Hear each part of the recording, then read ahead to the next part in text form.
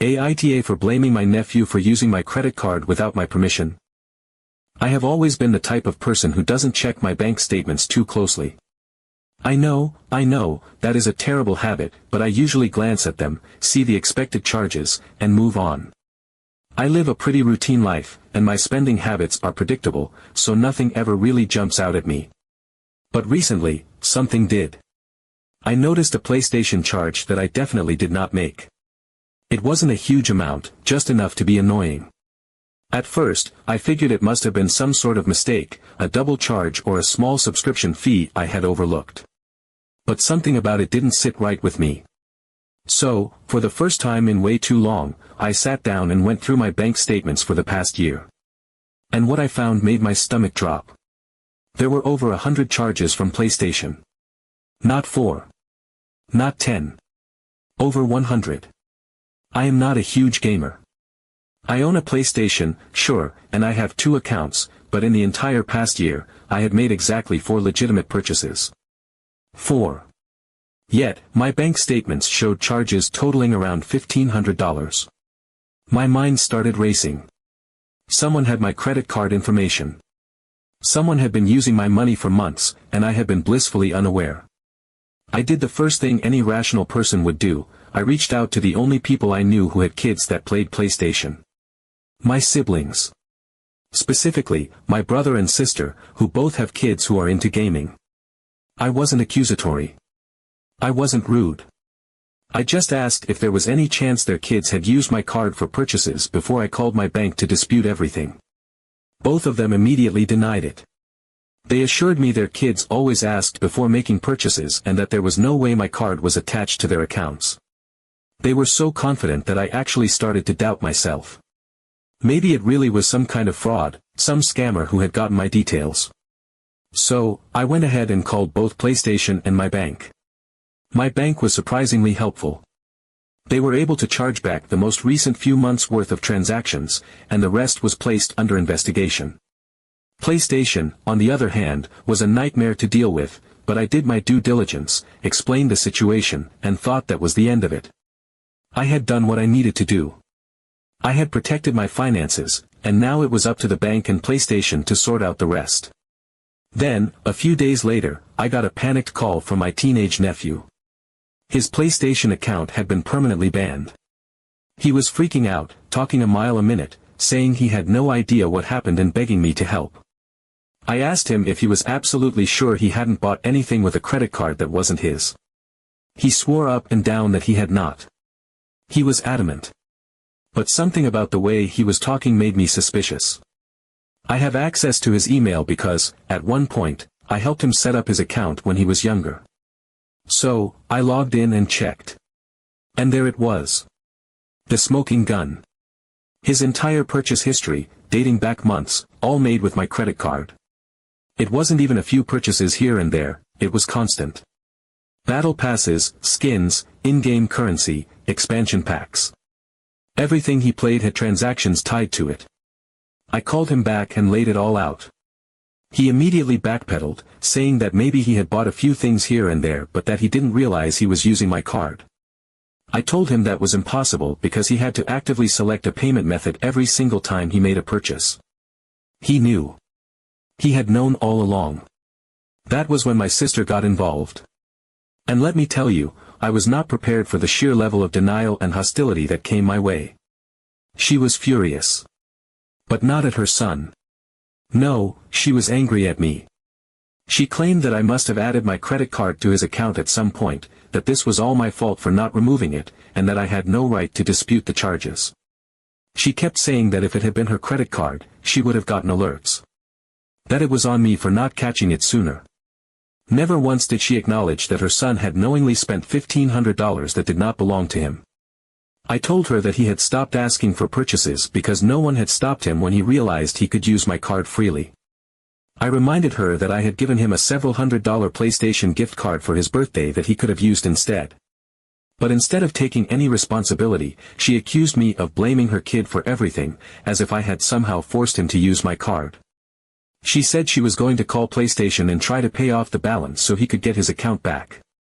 I told her that was her choice, but I wasn't going to pretend that this wasn't theft. Because that is exactly what it was. He knew what he was doing. He just didn't think he would get caught. So now my sister is mad at me. My nephew lost his PlayStation account permanently, and I am out hundreds of dollars because I will likely never recover the full amount that was stolen. And somehow, in all of this, I am being painted as the villain. So, am I the asshole here? Update 1. I thought this was over. I really did. I thought my sister would eventually cool off, my nephew would learn his lesson, and we would all move on. Sure, the whole situation had been a complete disaster, but what else could possibly happen? My nephew lost his PlayStation account permanently, my sister was furious with me, and I had already resigned myself to the fact that I wouldn't recover all the money that had been drained from my bank account. It wasn't fair, but it was what it was. As far as I was concerned, the damage had been done, and there was nothing left to do but move forward. But oh, how naive I was. Last night, I sat down to go over my latest bank statement, something that had become a habit ever since the PlayStation mess. After realizing how much money had disappeared from my account without me noticing, I had vowed to be more diligent. I wasn't about to let something like that happen again. So, there I was, scrolling through my transactions, expecting to see nothing but the usual expenses, groceries, bills, subscriptions, when something made my stomach drop. A charge from PlayStation. My body went cold. My heart started pounding in my chest. My mind immediately rejected what I was seeing because it simply wasn't possible. I had cancelled my old card. I had reported the fraud. I had been issued a completely new card with a brand new number. There was no way, no logical way, that another PlayStation charge could be appearing on my statement. For a moment, I tried to convince myself that it had to be some sort of error. Maybe it was a pending transaction from before my old card had been cancelled. Maybe one of the refunds from the chargebacks hadn't fully processed, and this was just some kind of accounting mistake. I even considered the possibility that PlayStation was still sorting through the fraud claims on their end, and this was just a glitch in their system. But then I saw the date. It was a brand new charge. It had happened after I had replaced my card. After I had gone through all the trouble of securing my finances. After I had taken every possible precaution to make sure this exact thing wouldn't happen again. It wasn't an old, lingering issue. It was fresh. It was real. I clicked into the transaction details, my hands shaking slightly as I did. Some desperate part of me still wanted to believe that there would be some kind of reasonable explanation, that I was just overreacting. But the moment I saw the account associated with the charge, every single muscle in my body tensed. It wasn't my nephew's banned account. It was a completely different one. A new wave of panic surged through me, quickly morphing into something far worse, rage. Someone had my new card information. Not my old one. Not some previously saved payment method that had somehow slipped through the cracks. My brand new card, the one I had barely even used. Someone had taken it and manually entered the details. Someone had gone out of their way to get my financial information again and use it for PlayStation purchases. I felt sick. The first time this happened, I had blamed myself. I had told myself that I had been too careless. That I should have been paying closer attention to my statements. That I should have been more aware of where my card details were stored. My nephew had taken advantage of my negligence, and while it was infuriating, it wasn't entirely unexpected. But this? This wasn't just an old payment method sitting in someone's account. This wasn't an accident. This was deliberate. Someone had gone through the effort of obtaining my new card details and entering them manually to make purchases. I picked up my phone and immediately called my bank. I was shaking with frustration as I explained, once again, that there was another fraudulent PlayStation charge on my account.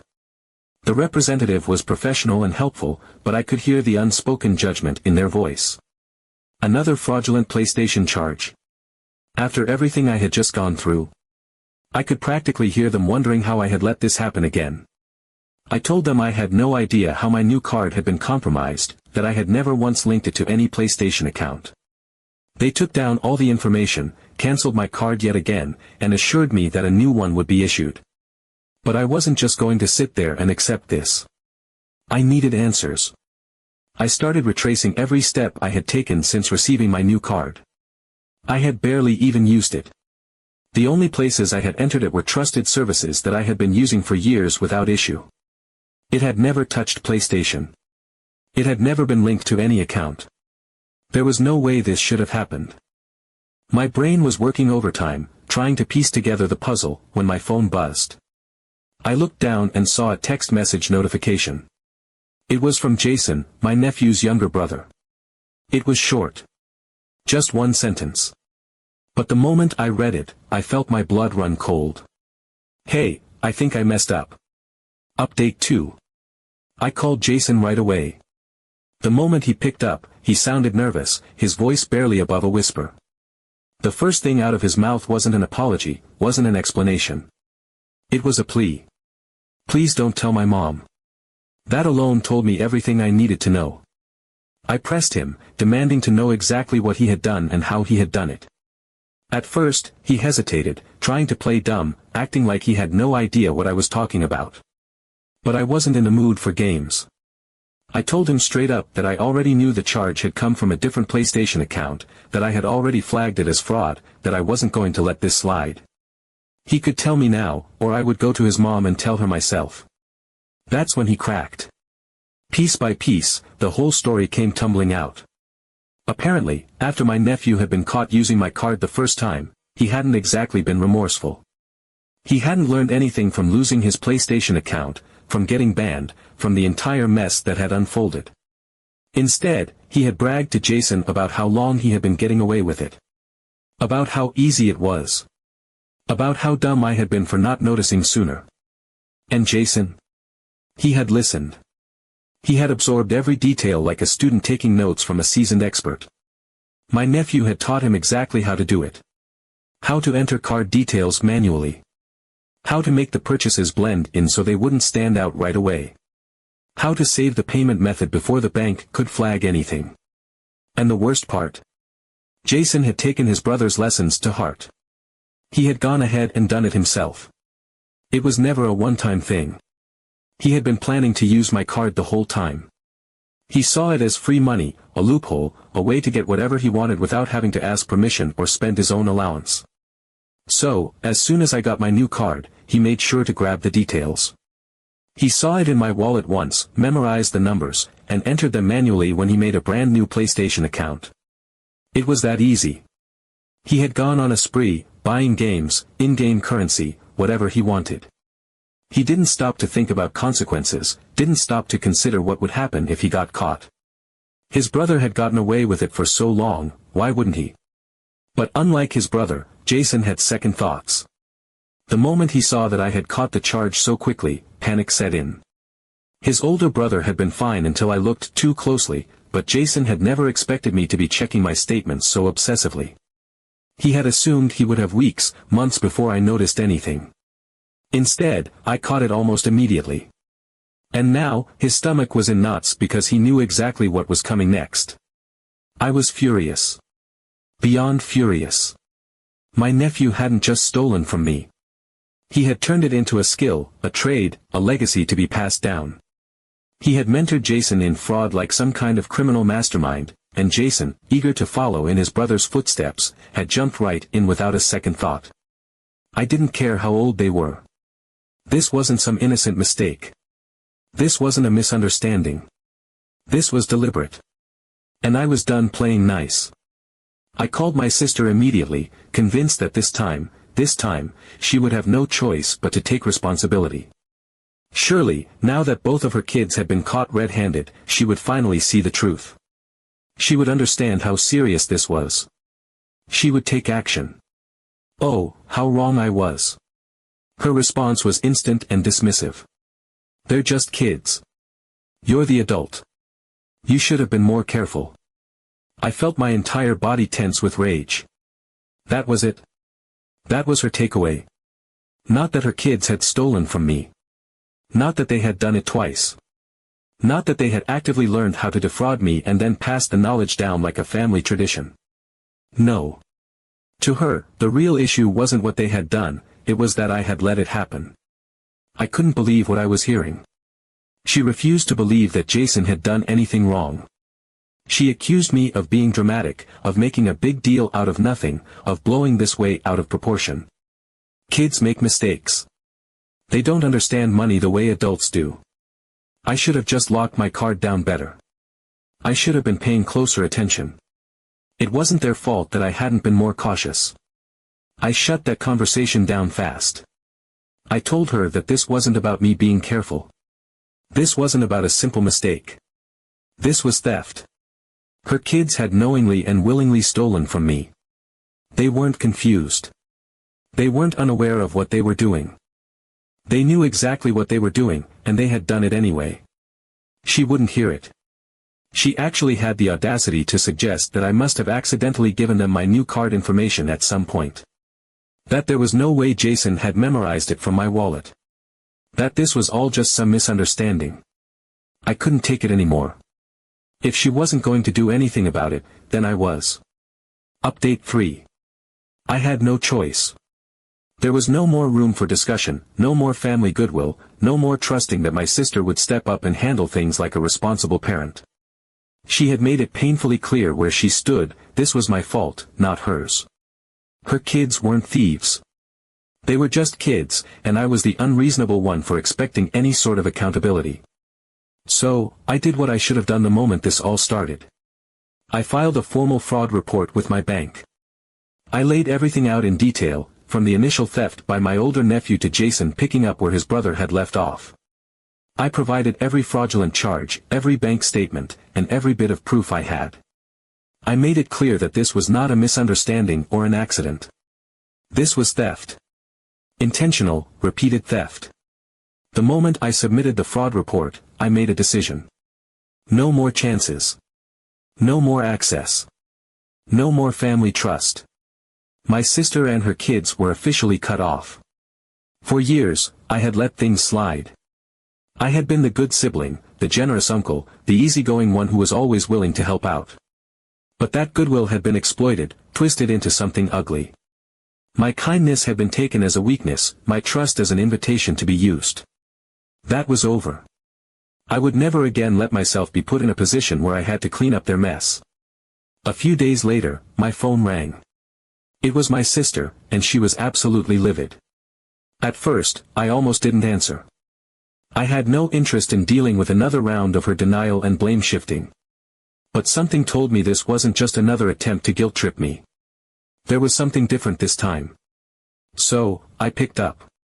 The moment I said hello, she was screaming. Her voice was shaking with rage, her words barely coherent as she unloaded on me. She couldn't believe I had reported the charges. She couldn't believe I had gone through with the fraud claim. She was dealing with frozen funds now because, surprise. Her bank account had been flagged too. Because Jason, in all his reckless spending, hadn't just used my card. He had used hers too. The audacity of this child. I could barely process what she was saying at first. Between her shouting and my own disbelief, it took a moment for everything to sink in. Jason had stolen from me, yes, but he hadn't stopped there. He had taken from his own mother, using her credit card the same way he had used mine. And now, because I had reported the fraud, her bank had flagged the transactions on her account as well. Her funds were frozen. She was under investigation. And instead of recognizing the real issue, the fact that her son had stolen from both of us, she was blaming me. It was my fault for reporting it. My fault for not keeping it quiet. My fault for letting it escalate to the point where she was now facing consequences. I had heard enough. I cut her off, my voice calm but firm. If she had actually disciplined her kids instead of defending them, none of this would have happened. Then I hung up. That was it. That was all I had to say.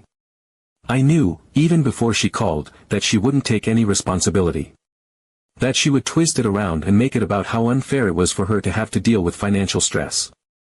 But hearing her in real time, screaming at me because she was facing the exact same mess I had been dealing with for weeks, made me realize just how deep her delusion ran.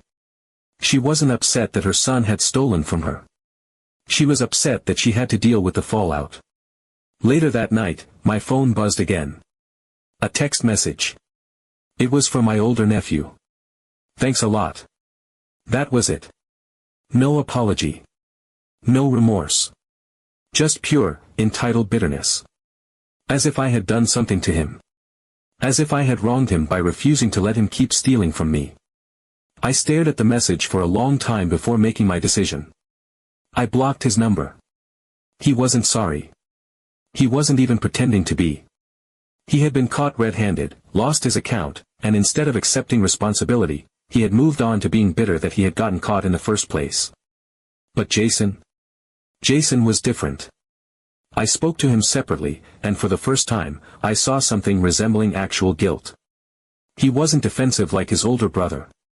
He wasn't angry at me for reporting him. He wasn't blaming anyone else. He admitted what he had done. He admitted that he had gotten carried away, that he had known what he was doing was wrong, that he had let the excitement of getting away with it cloud his judgment. It didn't change what had happened, but at least he understood that there were consequences. At this point, though, it was out of my hands. Whether he was sorry or not, the fraud report had been filed. The banks were handling the situation now, and I was done trying to fix what wasn't my responsibility to fix. I had spent too much time being the reasonable one, the forgiving one, the one willing to look past things for the sake of keeping the peace. That time was over. If my sister wanted to believe her kids were innocent, if she wanted to pretend that I was the bad guy for protecting myself, then so be it. She could deal with the consequences. Update 4. I wasn't planning on updating again. As far as I was concerned, the damage had been done, the decisions had been made, and my sister's family was officially out of my life. I had accepted that I was never going to see the money that had been stolen from me. It was gone, written off as a painful lesson about trusting the wrong people. I had moved on, content in the knowledge that I would never allow myself to be put in that position again. But then something happened that I never expected. I actually got my money back. It had been days since I filed the fraud report, and I hadn't thought much about it. My focus was on distancing myself from the mess my sister had created, not on hoping for any kind of resolution. But then an email came in from my bank, and as soon as I saw the subject line, my breath caught in my throat. The fraud case had been fully investigated. Every transaction had been reviewed. And since the purchases were proven to be unauthorized, I was entitled to a full reimbursement. Not just for the most recent charges. Not just for the last few months. The entire $1,500. I read the email twice, then a third time, barely believing it. I had assumed that, at best, the bank might refund some of the more recent transactions, the ones I had caught early. I had prepared myself for the standard corporate response of, "We can't go back too far," or, "There's nothing we can do." But instead, they had gone all the way back. Every single stolen dollar had been restored to my account. And the best part? The bank had placed the financial liability on my sister's account. It turned out that, in her absolute refusal to take responsibility for her kids' actions, she had actually sealed her own fate. When she had called the bank, full of righteous indignation, trying to argue that this was my fault, she had let something slip. She had admitted that she knew her kids had made the purchases. That alone had been enough to change the bank's stance. By acknowledging that she was aware of the transactions but still defending them, she had removed any doubt that this was a case of true fraud. To the bank, this wasn't just some random credit card theft, it was an ongoing issue she had enabled. That was all they needed. The liability was shifted to her. She was the one dealing with chargebacks, with account freezes, with the bureaucratic nightmare that came with contesting fraudulent activity. I didn't even have to fight for it. The very thing she had used to argue against me, that it wasn't a big deal, that she knew about it, was what made her fully responsible in the bank's eyes. A few hours later, she left me a furious voicemail.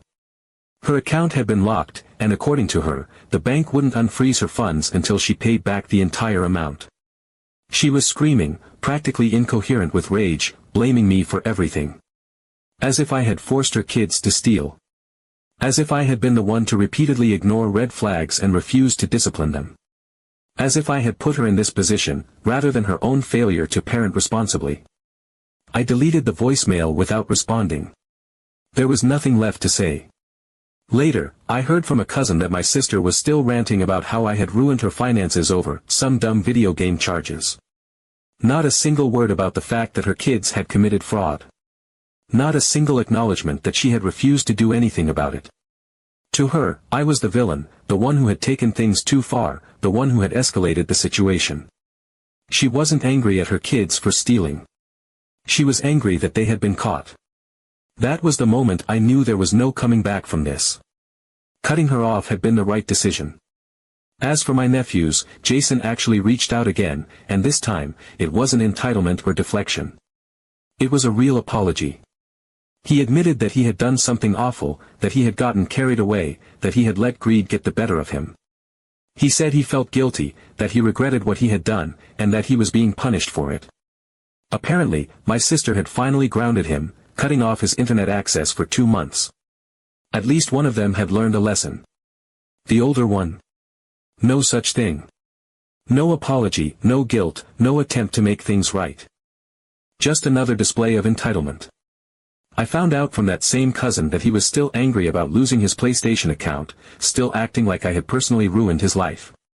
As if I had been the one stealing, as if I had been the one to make the decisions that led to his permanent ban. He hadn't learned a thing. I didn't care. He was no longer my problem. I had officially cut contact with my sister and her family. No more favors, no more generosity, no more trust.